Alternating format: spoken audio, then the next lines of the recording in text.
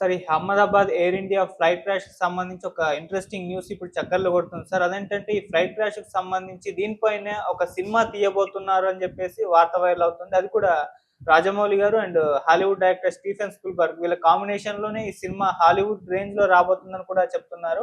So, అందుకు registration కూడా 11A టైటిల్‌తో కూడా రిజిస్ట్రేషన్ చేయించారని కూడా చెప్తున్నారు. అసలు మరి నిజంగా ఈ మూవీ రాబోతుందా? లేకుంటే ఓన్లీ సోషల్ మీడియాలో రూమర్సేనా? అండ్ గతంలో ఎప్పుడన్నా ఈ ఫ్లైట్ క్రాష్‌కి సంబంధించి హాలీవుడ్‌లో గానివ్వండి, లేకుంటే మన ఇండియాలో గానివ్వండి ఏవన్నా మూవీస్ వచ్చాయా సార్? చాలా మూవీస్ వచ్చాయి. దాని విషయం నేను తర్వాత చెప్తాను. అయితే ఇప్పుడు ఈ రూమర్ అయితే వ్యాప్తిలో ఉంది. ఇది అఫీషియల్‌గా అయితే లేదు. 11A అనే ఒక సినిమా టైటిల్ అయితే రిజిస్ట్రేషన్ అయిందని చెప్తున్నారు. ఇది ఇంటర్నేషనల్ ప్రొడక్షన్ అని చెప్తున్నారు. అంటే రాజమౌళి డైరెక్ట్ చేస్తాడా లేదో తెలీదు గానీ, రాజమౌళి, స్పీల్బర్గ్ కలిసి దీన్ని ప్రొడ్యూస్ చేయబోతున్నారు ఇంటర్నేషనల్‌గా. ఎందుకంటే గతంలో గూడా రాజమౌళిని, స్పీల్బర్గ్ కావచ్చు, తర్వాత జేమ్స్ కామెరూన్ ఇలాంటోళ్ళు కలవడం, రాజమౌళి సినిమాల్ని మెచ్చుకోవడం, కలిసి పనిచేద్దామని చెప్పడం ఇవన్నీ కూడా మనం చూసాము. ఇప్పుడు కూడా రాజమౌళి ఇంటర్నేషనల్ ప్రొడక్షన్‌లుగా 1000 కోట్ల బడ్జెట్‌తో 'మహేష్ బాబుతో' అడ్వెంచర్ ఫిల్మ్ తీస్తున్నాడు. సో, ఇక్కడ కూడా ఈ సినిమా డిస్ట్రిబ్యూషన్‌కి సంబంధించి కూడా స్పీల్బర్గ్, కామెరూన్ ఇన్వాల్వ్ అయ్యే అవకాశాలు ఉన్నాయని చెప్తున్నారు. సో, ఇదేందంటే రాజమౌళి టార్గెట్టు ఇప్పుడు ఇంటర్నేషనల్ మార్కెట్టు, రెండోది ఆస్కార్ అవార్డ్‌కి సరిపోయే మెటీరియల్ ఉన్న సబ్జెక్ట్‌ని ఎంచుకోవడం, ఇవన్నీ కూడా రాజమౌళి, ఎందుకంటే అతనికి డైరెక్టర్‌గా ఆస్కార్ అనేది అతని టార్గెట్. సో, కాబట్టి ఈ ఈ సబ్జెక్ట్ అయితే రియల్ సంఘటన, దీంట్లో ఎమోషన్స్ విపరీతంగా ఉన్నాయి. దీన్ని గాని మనం చేయగలిగితే మనకు ఆస్కార్ వచ్చే అవకాశం ఉందనేది రాజమౌళికి అనిపించినట్టుగా చెప్తున్నారు. సో, దీంట్లో స్పిల్బర్గ్ కూడా ఇన్వాల్వ్ అయితే టెక్నికల్‌గా చాలా హై స్థాయిలో ఉంటది. ఇప్పటివరకు రాని స్థాయిలో టెక్నికల్ ఆహ్, ఆహ్, ఫినిష్ అనేది చేస్తారు అనేది అంటున్నారు. సో, ఆహ్, చేసే అవకాశం ఉందా? అసలు మామూలుగా అయితే ఫ్లైట్ క్రాష్ అంటే సడెన్‌గా ఫ్లైట్ క్రాష్ అయిపోయిందిది. దీనికి ఎక్కువ టైం లేదు. గాల్లో ఎక్కువ సేపు ఉండి స్ట్రగుల్ అయ్యి, లేకపోతే ఇంకోటో ఆ డ్రామా లేదు. గాల్లోకి ఎగిరింది, 625 ఫీట్‌కెళ్ళింది, కుప్పకూలిపోయింది. ఇదంతా కూడా మొత్తం 59 సెకండ్లలో జరిగిపోయింది. అక్కడ కిందికి దిగే దగ్గర అతనికి కేవలం 5 సెకండ్లు మాత్రమే మాట్లాడడానికి టైము పైలట్‌కి ఉంది.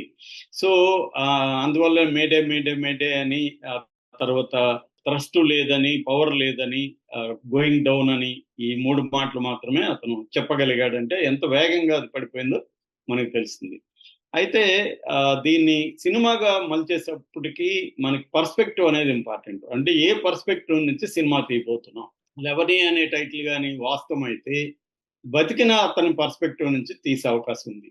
అంటే ఇతను దీంట్లో గూడా మళ్ళీ మామూలుగా మనవాళ్ళు ఏం జేస్తారు, రాజమౌళి గాని ఎవరైనా రియాలిటీకి ఫిక్షన్‌ని యాడ్ జేస్తారు. సో, రాజమౌళి ఇప్పుడు అటు ఇద్దరు బతికి వేరే వేరే పీరియడ్‌లో ఉండే కొమరం భీమాలు, సీతారామన్ కలిపి ఒకే పీరియడ్‌లో ఉన్నట్టు, వాళ్ళ మధ్య అన్నదమ్ముల అనుబంధం ఉన్నట్టు కలిపి తీసేసాడు గదా!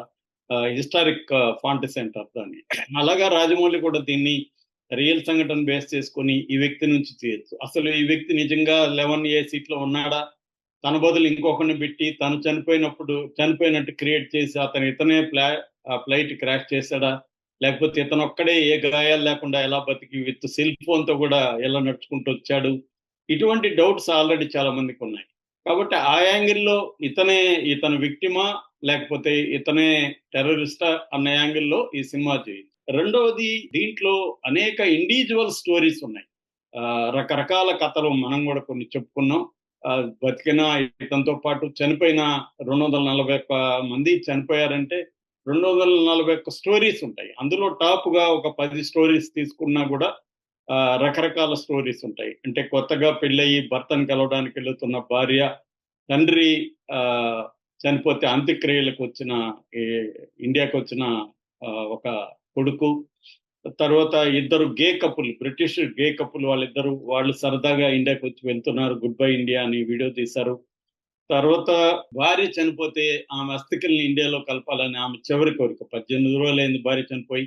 అస్థికల్ని తీసుకొనొచ్చి ఇండియాలో కలిపి వెళ్తున్న ఒక భర్త. తర్వాత ఒక డాక్టర్ ఫ్యామిలీ, వాళ్ళ భర్త లండన్‌లో ఉన్నాడని తన ఇద్దరు కొడుకులు, కూతురుతో కూడా వెళ్ళే ఫ్యామిలీ.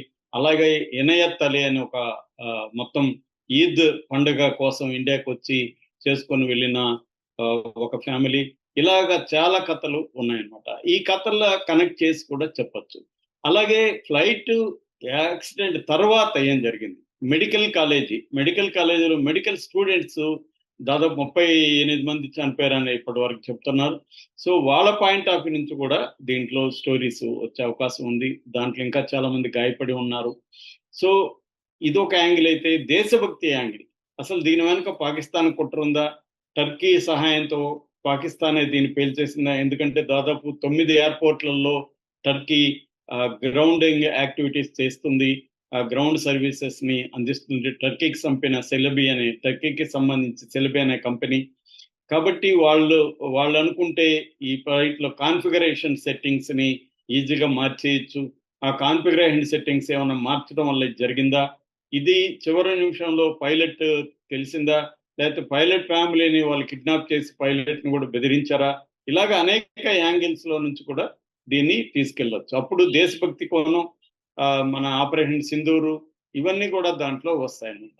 ఇలాగా అనేక రకాల యాంగిల్స్ లో నుంచి దీన్ని తీయచ్చు. అట్లాగే చివరి నిమిషంలో వీళ్ళు కోల్పోతుంది అనుకున్నప్పుడు ఆ ప్రయాణికులు ఎవరెవరు ఎలా రియాక్ట్ అయ్యారు, అవన్నీ కూడా వస్తాయన్నమాట. సో ఇలాగ మల్టిపుల్ పర్స్పెక్టివ్స్ లో, మల్టిపుల్ యాంగిల్స్ లో ఈ సినిమా తీసే అవకాశం అయితే ఉంది. అయితే గతంలో తీయలేదా అంటే, ముందుగా హాలీవుడ్ చూస్తే హాలీవుడ్ లో రియల్ సంఘటన బేస్ చేసుకొని వచ్చిన టాప్ సినిమాలు చెప్పాలంటే సల్లీ అనే సినిమా నెంబర్ 1 గా చెప్పుకోవచ్చు. ఇది టామ్ హ్యాంక్స్ యాక్ట్ చేశాడు. ఇది సల్లెన్బర్గ్ అనే ఒక కెప్టెన్ సల్లెన్బర్గ్ అనే ఆయన ఫ్లైట్ కి పక్షి వచ్చి ఢీకొన్నప్పుడు ఫ్లైట్ కూలిపోతుంటే దాన్ని చాలా జాగ్రత్తగా హడ్సన్ రివర్ లోకి తీసుకెళ్లి హడ్సన్ రివర్ లో దాన్ని ల్యాండ్ చేయగలిగాడు. అందులో 155 మందిని ఆయన సేవ్ చేయగలిగాడు. లేకపోతే ఆయన తెలివితేటలు, ఆయన సమస్ఫూర్తి కానీ లేకపోతే యుఎస్ ఎయిర్వే ఫ్లైట్, అది ఎయిర్బస్ 320, ఆ ఫ్లైట్ మొత్తం వేరే దగ్గర ల్యాండ్ మీద కానీ కూలిపోయిన ఉంటే మొత్తం 155 మంది చనిపోయేవాళ్ళు. దాన్ని బేస్ చేసుకొని క్లింట్ ఈస్ట్వుడ్ డైరెక్షన్ లో సల్లీ అనే సినిమా వచ్చింది. అట్లాగే యునైటెడ్ 93 అనే సినిమా 2006లో వచ్చిన సినిమా. ఇది 2001లో సెప్టెంబర్ 11న 9/11 అంటారు దాన్ని, అమెరికాలో ట్విన్ టవర్స్ ని కూలగొట్టారు. ఒక యునైటెడ్ ఎయిర్లైన్స్ ఫ్లైట్ అని 93 ఫ్లైట్, ఆ ఫ్లైట్ ని హైజాక్ చేసి ఈ బిల్డింగ్ని కూలగొట్టారు. దాని మీద యునైటెడ్ 93 అనే ఒక సినిమా వచ్చింది. అట్లాగే సొసైటీ ఆఫ్ ద స్నో అని 2023లో వచ్చింది. అంటే ఉరుగ్వేలో ఎయిర్ ఫోర్స్ ఒక ఫ్లైట్ 1972లో పడిపోతుంది. అందులో రగ్బీ టీం ఉంటారు. అది యాండెస్ పర్వతాల్లో పడిపోయినప్పుడు అక్కడ వాళ్ళు ఎలా సర్వైవ్ అయ్యారు, వాళ్ళు అందరూ బతికారు కానీ వాళ్ళకి ఫుడ్ లేదు, విపరీతమైన చలి. దాంతో వాళ్ళు చివరికి మ్యాన్-ఈటర్స్ గా మారిపోయారు. కెనాబలిస్టులు అంటారు, అలాగా కెనబలిస్టులుగా మారిపోయి నా పరిస్థితి కూడా దాంట్లో బ్రహ్మాండంగా తీశారు.